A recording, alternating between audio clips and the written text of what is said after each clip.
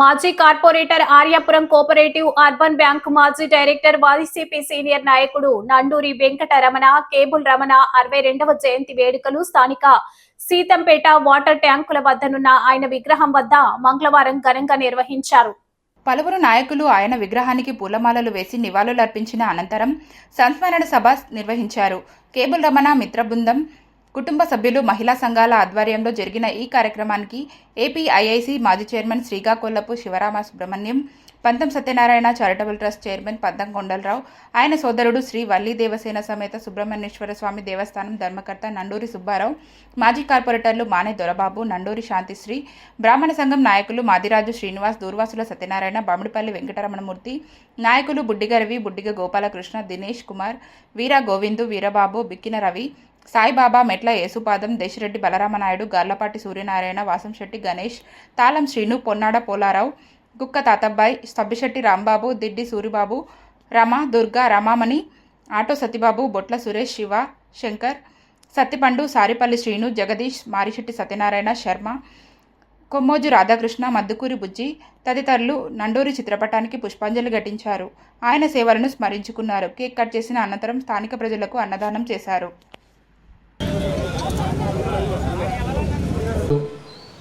మా కుటుంబంలో కానీ మీ అందరి మధ్య కానీ లేడీ కానీ తమ్ముడు కేబుల్ రమణని మనం మర్చిపోలేకపోతున్నాం. ప్రతి సంవత్సరం క్రమం తప్పకుండా రమణ జ్ఞాపకాలని నెమరు వేసుకోవడానికి ఒక ప్రయత్నం చేస్తూ రమణ ఏదైతే మనందరికీ వదిలి వెళ్ళాడో అది సొసైటీకి ఎంతో కొంత ఉపయోగపడాలి, సొసైటీలో మనకంటూ ఒక ముద్ర రావాలి, ఎవరు కూడా ఇక్కడ ఇబ్బందులు పడకూడదు, అందరూ కూడా సంతోషంగా ఉండాలని చెప్పి ప్రతి క్షణం ఆలోచించేవాడు. అటువంటి వ్యక్తి ఆ ఆలోచనే ఇంతమందిని ఇక్కడికి చేర్చింది. అంటే వాళ్ళలో ఉన్న మానవత్వం కానీ, మంచితనం కానీ, కష్టంలో ఆదుకునే ఆలోచన కానీ, ఎవరికైనా ఇబ్బంది వస్తే తన ఇబ్బందిగా భావించి ఆ ఇబ్బందిని తొలగించడానికి తను చేసిన అనేక ప్రయత్నాలు కూడా నాకు తెలుసు. మేమందరం రమణతో ఎలాగా గడిపామో, ఎలా సంతోషంగా ఉన్నామో, బాధల్లో ఉన్నామో అన్నీ పక్కన పెడితే ఎప్పుడు కూడా రమణ దగ్గరికి వెళ్ళి ఎవరైనా ఏదైనా కష్టం చెప్పుకుంటే అది ఏ కష్టమైనప్పటికీ కూడా ఓ ప్రయత్నం చేస్తాడు. ఆ ప్రయత్నం ఎలా చేస్తాడంటే అది ఎవరు చెప్తే కొండలతో మాట్లాడితే వద్దా, లేదా ఎక్కువతో మాట్లాడితే వద్దా, ఎవరితో మాట్లాడితే వద్ది, అవన్నీ కూడా తను ఆలోచన చేసి ఏది అతని వల్ల పని కాకపోతే తనే వ్యక్తిగతంగా వాళ్ళని ఆదుకునే క్యారెక్టర్ కూడా ఉన్నది. అంటే తను కొంతవరకు కాంట్రిబ్యూట్ చేయగలడు కానీ యూజ్గా చేయలేకపోయినప్పటికీ కూడా ప్రయత్నం అయితే చేసేవాడు. ఎంతమందికి ఎన్ని రకాల సహాయం చేశాడో మనం ప్రతి సంవత్సరం క్రమం తప్పకుండా తనని గుర్తు చేసుకోవడం, ఆ గుర్తు చేసుకునే నేపథ్యంలో తనతో గడిపినటువంటి ప్రతి క్షణాన్ని కూడా మనం ఆ మెమరీస్లో ఉండిపోవడం. అంతేకాకుండా ఆ కుటుంబం కూడా ఇవాళ మంచి అల్లుళ్ళు, ఇద్దరు కూతుళ్ళతో ఉన్నటువంటి రమణ కుటుంబం. ఇద్దరు అల్లుళ్ళు కూడా బంగారం లాంటి అల్లుళ్ళు వచ్చారు. వాళ్ళందరూ కూడా హై ప్రొఫైల్తో ఉన్నటువంటి క్యారెక్టర్స్ వాళ్ళ ఫ్యామిలీ బ్యాక్గ్రౌండ్స్ కూడా చాలా పెద్ద బ్యాక్గ్రౌండ్స్.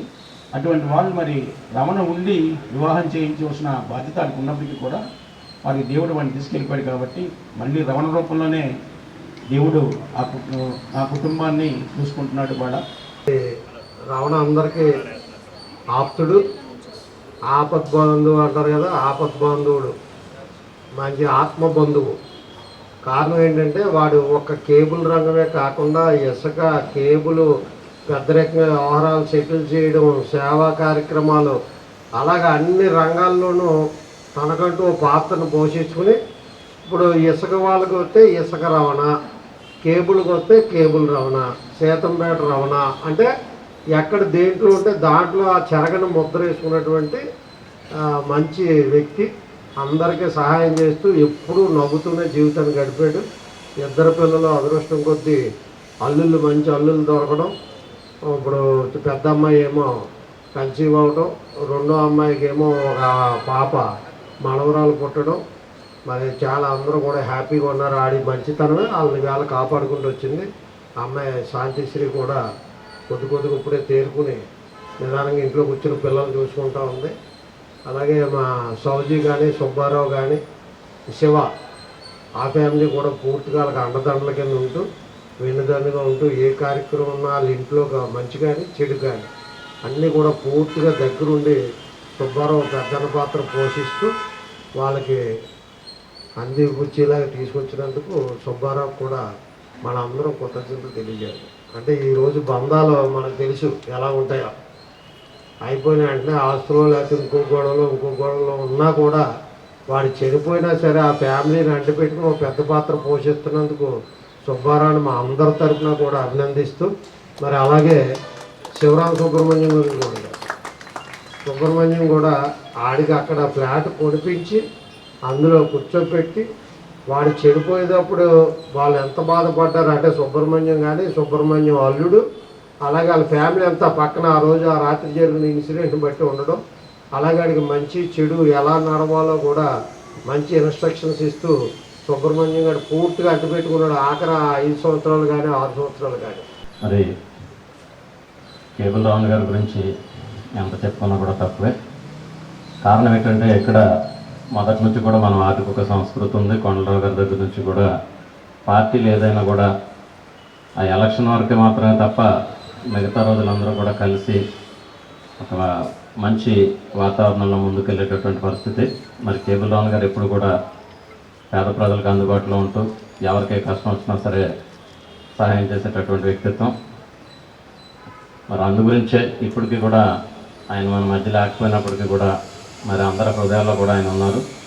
మరి ఆయన యొక్క ఆశయాల్ని మనందరం కూడా ముందుకు తీసుకెళ్లాల్సినటువంటి అవసరం ఉందని చెప్పి తెలియజేసుకుంటూ మరి కేబుల్ రావణ్ గారిని మరొకసారి జ్ఞాపకం చేసుకుంటూ అవకాశం ఇచ్చినటువంటి కొండలరావు గారికి మీకు అందరికీ కూడా హృదయపూర్వక ధన్యవాదాలు. ఉన్నట్టే ఉంది నిజంగా. కేబుల్ రావణ్ మిత్రమండలి కానీ, కొండలరావు గారు కానీ, సుబ్రహ్మణ్యం గారు కానీ వీళ్ళందరూ ఇంకా ఈ జయంతి వర్ధంతి కార్యక్రమాలు చేయడం అన్నది వాళ్ళ స్నేహానికి నిజంగా వీళ్ళందరికీ పాలరావు కానీ వీళ్ళందరికీ గ్రేట్ అని చెప్పాలి. ఇలా స్నేహితులు కూడా ఎవరు లేరు ఈ రోజుల్లో. అంత స్వార్థపరులుగా మారిపోతున్న సమాజంలో స్నేహం అంటే ఇలా ఉండాలని కూడా చూపించారు. ఒకరికొకరు సాక్రిఫైస్ చేసుకుని ఒకళ్ళకి ఒకళ్ళు ఆసరగా నిలబడి ఒకరికొకరు దన్నుగా నిలబడి రాజకీయంగా కానీ ఆర్థికంగా కానీ అన్ని రకాలుగా ఆ కుటుంబాలకి వెన్నుదన్నుగా నిలిచే స్నేహితులు చాలా అరుదుగా ఉంటారు. మన పురాణాల్లో చూస్తూ ఉంటాం. ఏదో కర్ణుడు దుర్యోధనుడు స్నేహం, లేకపోతే కొంతమంది కుచేలుడు కృష్ణుడు, ఇట్లా చాలా అరుదుగా ఉంటాయి. ఇది సీతంపేటలో చాలా డిఫరెంట్. దాంట్లో వీళ్ళందరూ కూడా కొండలరావు గారు కానీ సుబ్రహ్మణ్యం గారు కానీ ఒక ఐకాన్స్గా చెప్పచ్చు స్నేహానికి. గారు మనందరి మధ్యన భౌతికంగా లేకపోయినా వారి పుట్టినరోజుని మనందరం వారు చేసిన సేవలకు గుర్తింపుగా ఈరోజు జరుపుకోవడం చాలా ఆనందంగా ఉంది. అందరూ ఇంతమంది అభిమానులు వచ్చి ఈరోజు ఇక్కడ పాల్గొన్నారంటే వారి యొక్క విశిష్టత మనందరికీ తెలుస్తుంది. అలాగే రమణ గారు, నేను పేపర్ మిల్లో పనిచేసేటప్పుడు మొట్టమొదటి కేబుల్ వేసినప్పుడు రమణ గారు, సూర్యనారాయణ గారు మా దగ్గరికి వచ్చి పేపర్ మిల్లో కేబుల్ వేయాలి, వేద్దాం, మా తరపున వేద్దాం అని చెప్పినప్పుడు వారితో కూడా నేను పనిచేయడం, వారికి పర్మిషన్స్ కావాల్సిన పర్మిషన్స్ అన్నీ ఇప్పించడం జరిగింది. అప్పటి నుంచి గత బహుశా 20 సంవత్సరాల పైనుంచి 30 సంవత్సరాల దగ్గరగా మాకు అనుబంధం ఉంది రమణ గారితో. అలాగే తదుపరి కాలంలో నా అదృష్టం రమణ గారు ఉన్న అపార్ట్మెంట్లోనే నేను కూడా అపార్ట్మెంట్ తీసుకుని ఇక్కడ ఉండడం, ఆయనతో కలిసి అక్కడ రోజు ఉండడం నా యొక్క అదృష్టంగా భావిస్తున్నాను. రమణ గారని చాలా తక్కువ మంది తెలుసు. కేబుల్ రమణ అనే పిలిపించుకుంటూ ఆయన కుటుంబంలాగే అందరినీ కూడా మమేకం చేసుకుని అందరికీ మంచిగా నవ్వుతూ పలకరిస్తూ తనకి చేతనైనటువంటి సహాయాన్ని అందించి ఈ రోజున ఎంతమంది మనసులో నిలిచిపోయాడంటే ఆయన భౌతికంగా లేకపోయినా అందరూ కూడా ప్రతిక్షణం ఆయన్ని తలుచుకుంటూ ఆయన యొక్క జయంతి వర్ధంతుల కార్యక్రమాలు చాలా దిగ్విజయంగా జరుపుకుంటున్నారు. ఆయన పూర్తిగా తీసుకుని ఇక్కడ ఉన్నటువంటి జనాలందరూ కూడా అలాగ జనాల మనసులో నిలిచిపోయే విధానంగా ప్రయాణం చేస్తే బాగుంటుందని చెప్పి సభాముఖంగా తెలియజేసుకుంటాను. నేను ఒక 35 సంవత్సరాల బట్టి ఫ్రెండ్స్. మేము ఆయన ఒక కుటుంబ సభ్యుల్లాగానే కలిసిమెలిసి ఉండేవాళ్ళం. రమణ లేడు అనే దాన్ని మేము ఇప్పటికీ కూడా జీర్ణించుకోలేకపోతున్నాం. ఇంతకంటే ఇంకా చెప్పడానికి నాకు మాటలు రావట్లేదు. సగం సమస్య తీరిపోయేది, ఆ రకంగా ఉండేది ఆయన చెప్పే మొదటి 2-3 కబుర్లు కూడా. కాబట్టి అటువంటి వ్యక్తి మన మధ్య ఈరోజు లేకుండా ఉండడం మనకి విచారకరం, దురదృష్టకరం. అయినా మన జీవితాల్లో మనలో శాశ్వతంగా పలుచుకున్న ముద్ర రావణమాయ. మేమందరూ కూడా ఒక టీమ్గా వర్క్ చేసాం. కాంగ్రెస్ పార్టీ నుంచి కూడా కార్పొరేటర్లుగా గెలిచినప్పుడు కూడా ఏదైనా సరే చిన్న చిన్న పొరపాట్లు కానీ తప్పుదలు జరిగితే మమ్మల్ని గదిని చెప్పగలిగే హక్కు ఒక అన్నయ్యలాగా మమ్మల్ని అందరినీ కూడా మందలించి ముందుకు తీసుకెళ్తూ ఉండేవారు. ఏదైనా సోషల్ యాక్టివిటీస్ కార్యక్రమాల్లో కానీ ఏదైనా దైవ కార్యక్రమాల్లో కానీ ఈ శివరాత్రి అని ఇలాగా కొన్ని కార్యక్రమాలు అన్నింటిలో కూడా సోషల్ యాక్టివిటీస్ కార్యక్రమాలన్నీ కూడా మేము భక్తులకి చేయడం కానీ బయట సహకారాలు చేయడంలో కానీ అన్నింటికి కూడా ముందుండేవాడు. మేము ఏ కార్యక్రమం అయినా ఏదైనా పని తలపెడితే మేము అందరూ కూడా ముందు మంచి సలహాలు సూచనలు ఇచ్చి ముందుండి నడిపేవాడు. మరైనా జన్మదినం జరపడం ఎంతైనా సముచితం. అయితే ఆయనతో పనిచేసిన వారందరూ కూడా పని చేయించుకున్నవారు, స్నేహితులు, శ్రేయభిలాషులు, మిత్రులు, సోదరు లాంటి సుబ్రహ్మణ్యం గారిని స్మరించుకుందాం అని చెప్పి తెలియజేస్తూ ఇంతగా విరమిస్తున్నాను.